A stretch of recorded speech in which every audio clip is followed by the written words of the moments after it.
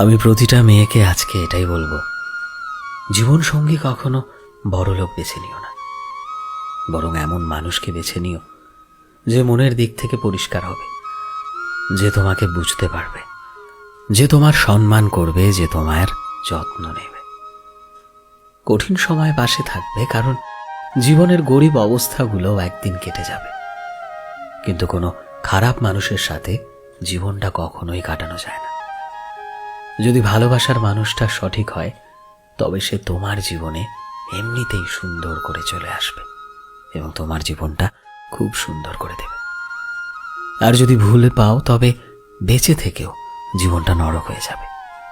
তাই জীবনে টাকা নয়, মন দেখে ভালো মানুষটাকে বেছে নিও জীবন সঙ্গী হিসাবে।